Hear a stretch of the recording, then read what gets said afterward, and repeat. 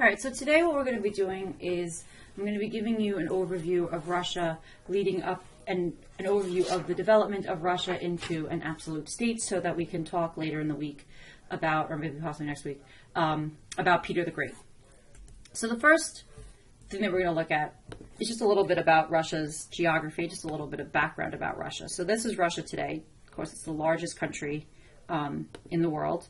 It is much larger than the United States. It has 12 time zones to kind of show you a little bit about the size of it. Most of it, especially on the European side, is plains, as you can see, with the Ural Mountains, which really aren't much of mountains. And so it's relatively flat and makes it kind of at the mercy of various different groups coming through and invading. And there you can see marked off one of the areas that are the most fertile areas of Russia, the breadbasket of Russia. So a lot of times when we think of Russia, we think of Siberia. And Siberia is basically this huge frozen kind of wasteland. Now, this originally wasn't part of Russia. Now, as far as Russia, as far as its themes in history, it is expansionist. It always sees themselves as a great power and a large empire. And part of this goes back to their need for warm water ports, which we were talking about again in AP World just the other day. And the necessity, because it is so big, of a strong central government. So when we talk about Russia, we're always going to talk about autocracy and the power of the Tsar, and how the Tsar pretty much has more power in Russia than in any other country in Europe. So the first question, though, is Russia Asian or is Russia European? This is actually a question that is debated by historians. Like, I took a class on the Russian Empire in grad school, and this was like a major topic of discussion in the class. So as far as religion, it's Eastern Orthodox.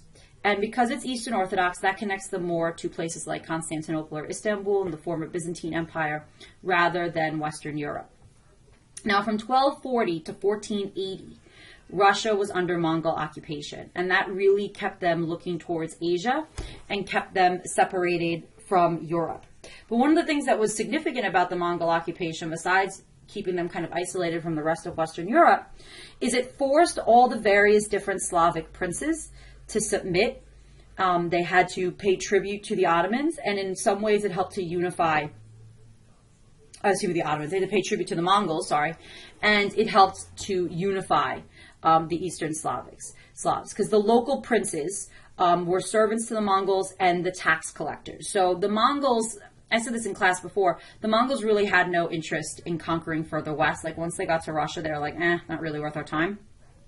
So as a result, they kind of indirectly ruled Russia. They kind of stayed camped on the outskirts of Russia, but they would expect their tribute payments every year. So the prince who served the best and paid the most taxes became known as the Grand Prince, and they were given hereditary powers. And the Grand Prince happened to be from the region of Moscow, or what was called Muscovy. And that helped kind of when you were starting to see the consolidation of Russia. So the Great Russians, as they were known, were the Muscovites, like I said before, and they lived around Moscow. Now, also remember, and I was talking about this in AP World as well, that because there's a lack of warm water ports, Russia is isolated, it's cut off from trade, and it's cut off from easy communication with the West. So between 1450 and 1650, now the Mongols leave in 1480, the area around Moscow, or it's known as Muscovy, is going to expand, and it's going to begin to assimilate various different people from Asia. One group of people in particular known as the Tatars, which were Turks, and the Cossacks, who were the nomads. They were kind of like, almost like what you can kind of consider cowboys. And the Cossacks was spelled Cossacs. And during this time of 1450 to 1650, they began setting up settlements beyond the Ural Mountains, and also beginning to set up settlements in Siberia. Again, kind of almost more like a colonial relationship than annexing the area. So eventually they're going to span all the way to the Pacific Ocean, which is 500 miles away. So it's very much more similar to them setting up colonies because of the vast distances. There are going to be markets and trade with Persia and with China along places like the Volga River and the Caspian Sea. So they're always going to be having this trade contact with Asia. They are also going to have contact with Europe. Most of that contact with Europe is going to come through. Sorry, it's not letting me turn on my pen. All right, well, it's not letting me do my pens today, so. But most of this contact with Western, that's really annoying, that's not letting me do pens. Most of this contact that's coming in through Western Europe was through something called the White Sea. Now, the White Sea, if you look at this map, and if you can find the Divinia River, D-V-I-N-A, and you see where the river ends in the sea, that's the White Sea. There was a city there called Archangel. But the problem with the White Sea and Archangel was that it was a cold water port and would freeze completely in the wintertime. But through Archangel, Russia really was the middleman between England, because if you just sail around, Finland and Sweden, England is right there. They're the middleman between England and Persia and Iran. So they were kind of moving Iranian goods and Persian goods into Western Europe through Archangel and the White Sea. Now, in the 17th century, we really kind of see this association that Russia has with Asia. Upper class women, and actually there you can see the progression of early Russia. Those are the Cossacks. They're kind of like rough and tumble kind of people, more like nomads on horseback. But in the 17th century, we see that upper class women would be secluded and wear veils, similar to what you'd see in Muslim countries. The men would wear beards and skirted garments, which were more typical to the East. They had a lot more crude customs. Dwarves and fools, which really kind of was no longer, it used to be fashionable. Think about that painting of Las Meninas I showed you with Spain. It was fashionable for the courts to have like a dwarf to kind of like entertain the people. That really was no longer in fashion in the West, but the czars still kind of kept dwarves and people kind of like almost like for the amusement of the court. The people were incredibly superstitious. Punishment was very, very cruel and harsh. Murder was very common. Torture was common.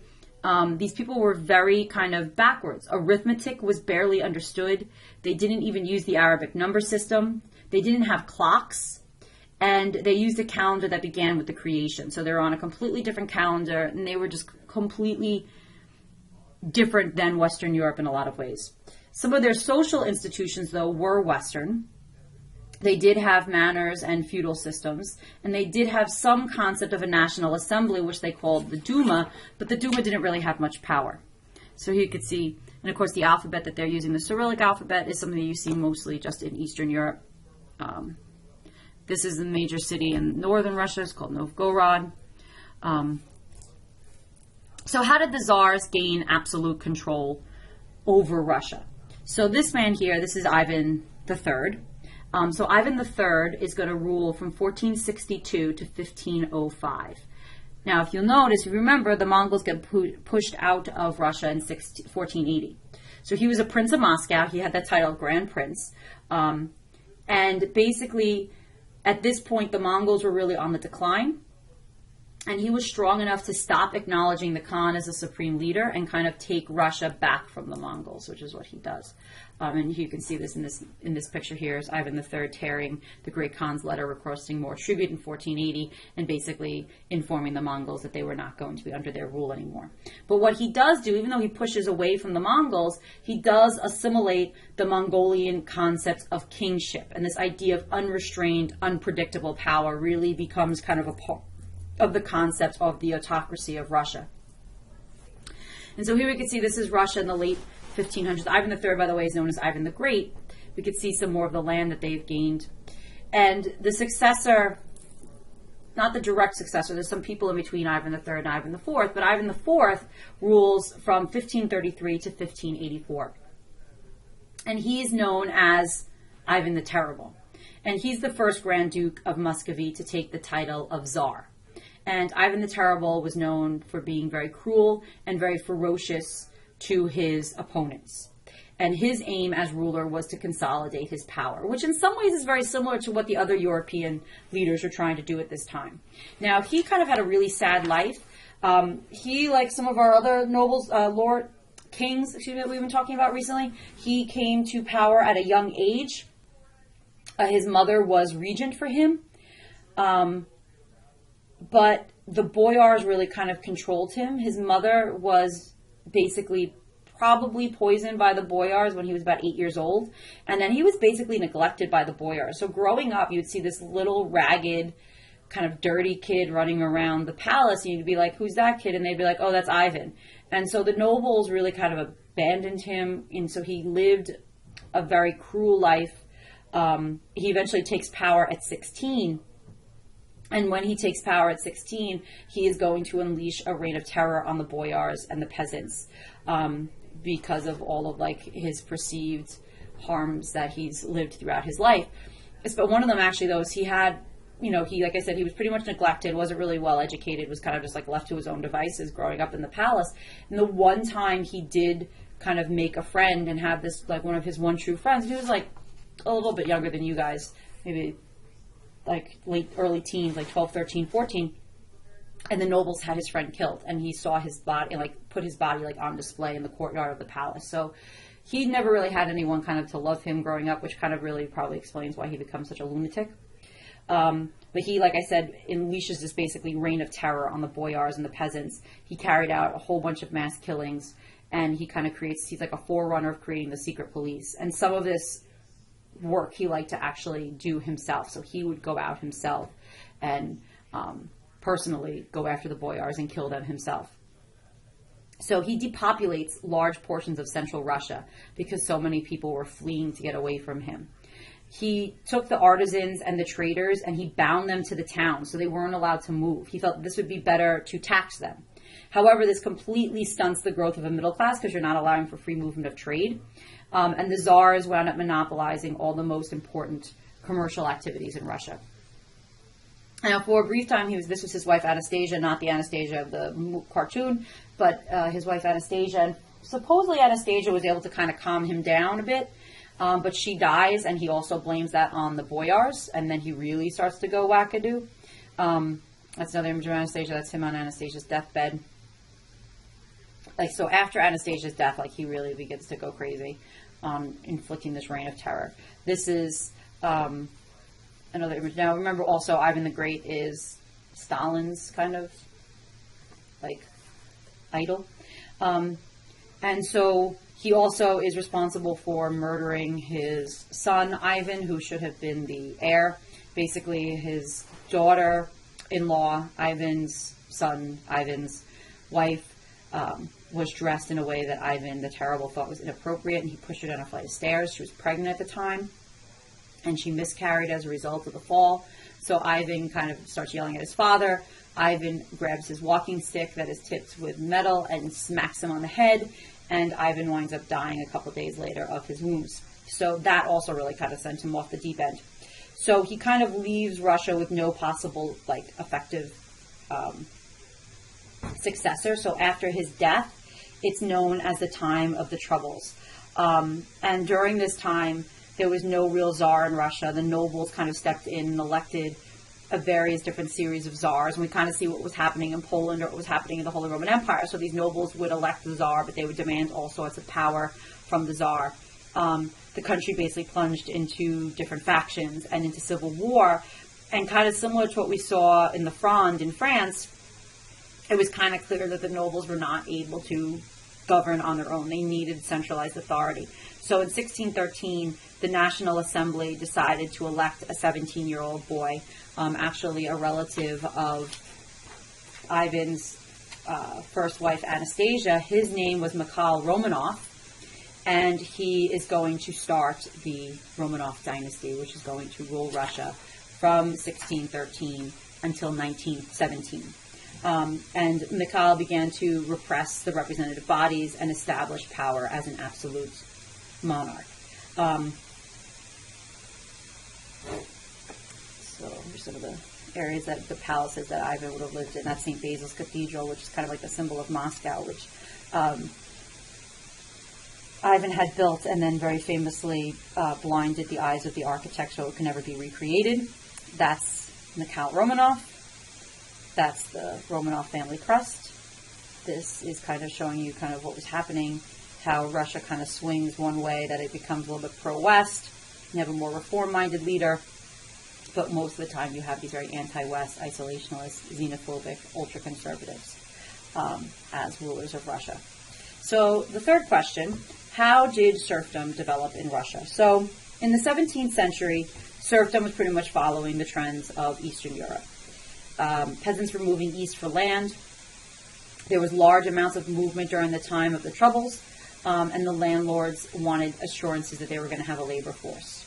So there's laws that began to be passed kind of tying the peasants back down to the land. So a manor in Russia really, though, can be compared to a slave plantation in the New World. And I was talking about this a little bit in AP World in regards to Peter the Great. The peasants were regarded very lowly. If a man kills somebody else's peasant, they basically just have to replace them. The lords have police and judicial power over the peasants, and the peasants have no freedom of movement. And after 1675, basically there was a law passed in 1675 that allowed the lords to sell their peasants with no land. So peasants in Russia could be bought and sold like a slave. So they moved the peasants like chattel at the will of the owner. And this is kind of a distinctive feature. You see this only in Russia. The peasants protested. They would murder their landlords. They would kind of become vagrants, and the government would respond with manhunts and even stricter and stricter laws. So the last question is, how did religion impact Russia? So the Russian Orthodox Church really did not do much to help the people in the face of this very oppressive government.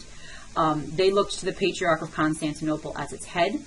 Once Constantinople was conquered in 1453 by the Turks, this basically meant that after that, actually in 1589, the Russian Orthodox Church is going to establish itself as an independent patriarch, and they saw themselves as the Third Rome.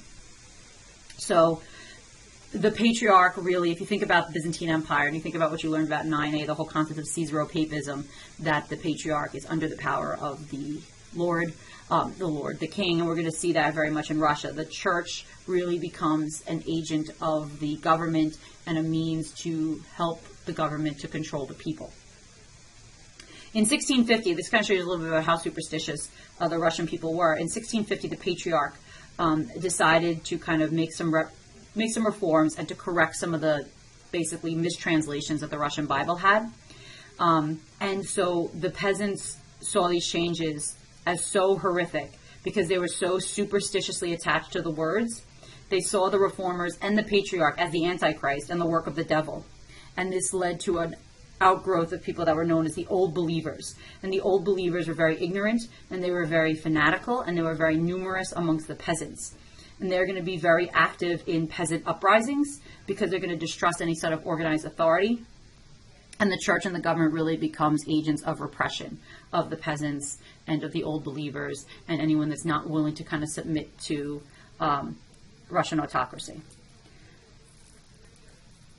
So this kind of lays out the foundations for what we're going to talk about when we talk about Peter the Great. But I want you to think about, in your eyes, is Russia more Asian or is Russia more European? And why did Russia wind up creating this system that becomes so autocratic and repressive to the Russian people?